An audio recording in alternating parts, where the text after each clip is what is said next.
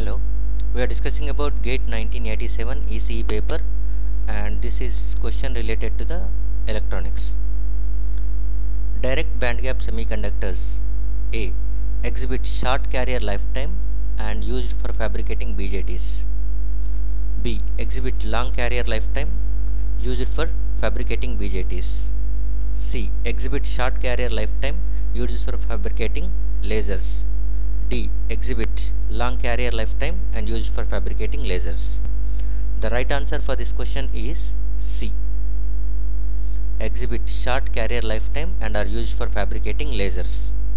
So first of all, we should know what is the difference between direct bandgap semiconductors and indirect bandgap semiconductors.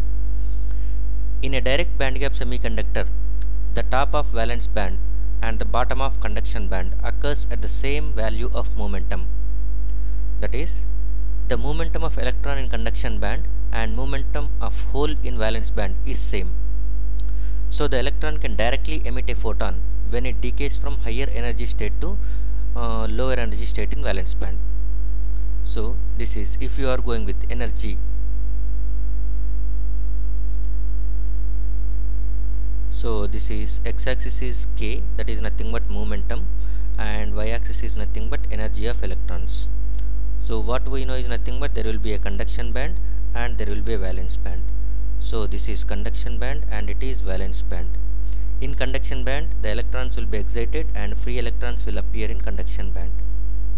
And in valence band, what you find is nothing but holes. So this is a situation you will get. Okay, so these are free electrons and these are holes. So in direct bandgap semiconductor, okay, the top of valence band, that is nothing but this one, the top of valence band and the bottom of conduction band, that is occur at the same value of momentum. That is, these two are going to be occurring at the same value of momentum, same value of some k. Okay, so that the momentum of electron in conduction band, the momentum of hole in valence band is going to be same. So an electron can directly emit a photon, okay, when it decays from higher energy state to lowest energy state.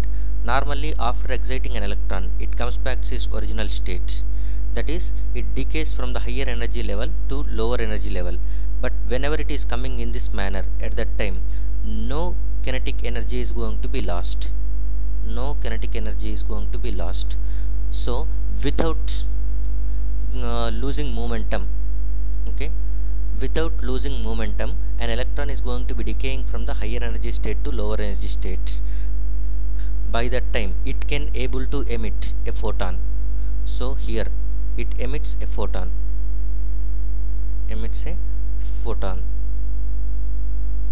So direct bandgap semiconductors emit photon, whereas indirect semiconductors, now we will see, in indirect bandgap semiconductors it's going to be looks like this. This is energy and it is momentum k. This is energy E. Okay, here the conduction band is going to be at one place and the valence band is going to be at one place. So this is bottom of conduction band, this is top of valence band, conduction band and it is valence band. Okay, here the free electron, if it is going to be decaying into valence band, at that time it has to move in this direction and next it has to come back to this position. So it is not direct, it is losing its momentum whenever it is moving in the horizontal direction, and again it is come back to valence band. So it loses the electron hole pair, that is, the whenever it is coming from the higher energy state to lower energy state, it loses momentum, so it cannot emit a photon. Okay, it cannot able to emit a photon. The energy is going to be dissipated in the form of heat. So these are indirect bandgap semiconductor. Indirect, that is, the valence band and conduction band are not in direct contact. Indirect bandgap semiconductor. Indirect bandgap semiconductor. Examples for this one are silicon and germanium.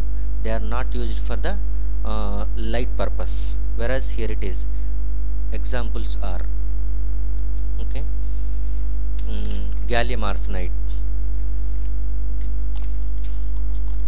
Examples are gallium arsenide, indium phosphide, okay, and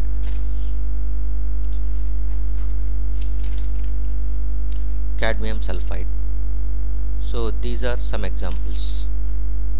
Gallium phosphide, GaP, gallium phosphide, indium phosphide, InP, CDS, cadmium sulfide. These are indirect bandgap semiconductors. They can emit the photons, and photon is going to be main source for the emitting light. So light emitting can be done with the help of direct bandgap semiconductors, not with indirect bandgap semiconductors.